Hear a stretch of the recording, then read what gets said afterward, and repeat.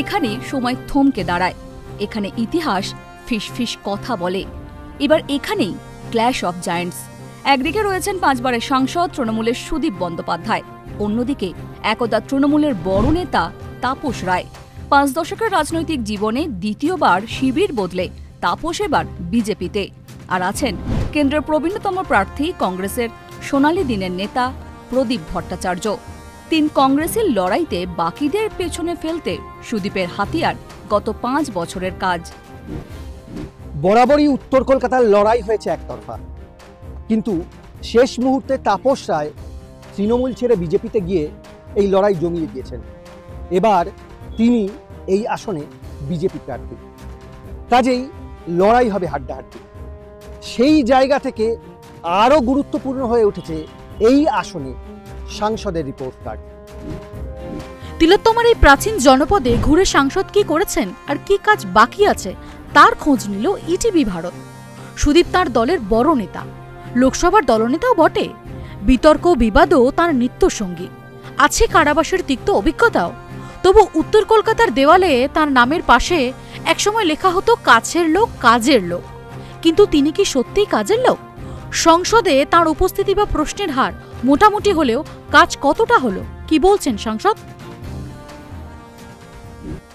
5 বছরে এই অঞ্চলের যে কাজগুলো আপনি তুলে ধরবেন, সেগুলো যদি একটু বলেন, যে কাজগুলোকে মানুষকে বলতে চাইছেন। আমি 5 বছরে কি কাজ করেছি আমার হ্যান্ডবিল এবং শ্বেতপত্রের মধ্যে দিয়ে ভোটের আগেই তা প্রকাশ করব মানুষের সামনে।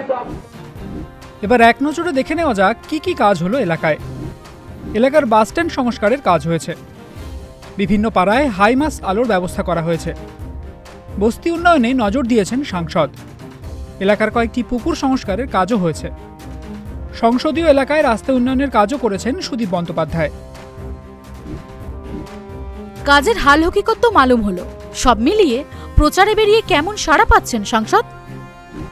দীর্ঘ মিছিল করলেন, সেই 4টা থেকে শুরু হয়েছে, পুরো রাস্তা হেঁটেছি। সারা রাস্তায় যেভাবে মানুষের সাড়া পাওয়া যাচ্ছে, উত্তর কলকাতার লড়াই এবার কি অন্যরকম? আমি 5 বার জিতেছি, যখনই এইভাবে যাই তখন মানুষের সাড়া পাওয়া যায়, কিন্তু এবার যেন অনেক বেশি। মমতা ব্যানার্জির প্রতি মানুষের বিশ্বাস এত বেড়েছে, তার লাভ আমরা গ্রহণ করছি। এ তো গেল নেতার কথা, কিন্তু কি বলছে জনতা? কাজ কেমন হলো বা এলাকায় সাংসদের দেখা মিলত কিনা তা স্থানীয়দের কাছে জানতে চেয়েছিলাম আমরা। 5 বছর আপনার এলাকায় কেমন কাজ করলেন সাংসদ?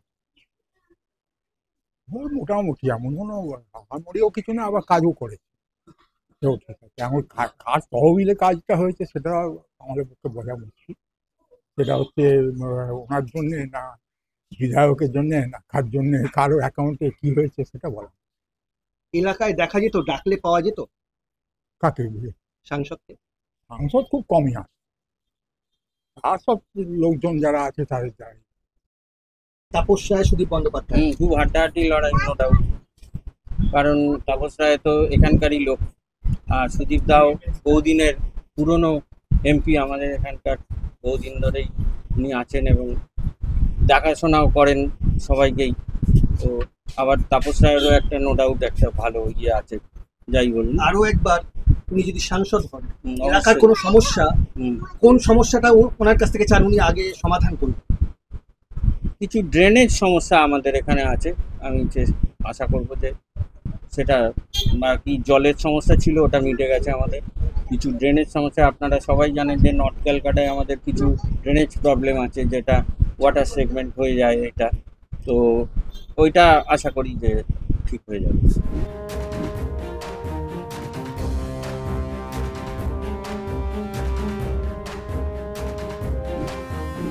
নজরকাড়া কেন্দ্রে এবার লড়াই কিন্তু ত্রিমুখী। একদিকে আছেন বিজেপি প্রার্থী তাপস রায়, আছেন কংগ্রেস প্রার্থী প্রদীপ ভট্টাচার্য, আর রয়েছেন সুদীপ। শেষ হাসি কে হাসবেন তা বলবে এই উত্তর কলকাতার গণদেবতা। ক্যামেরায় ধীমানের সঙ্গে সুরজিৎ দত্তের রিপোর্ট, ইটিভি ভারত।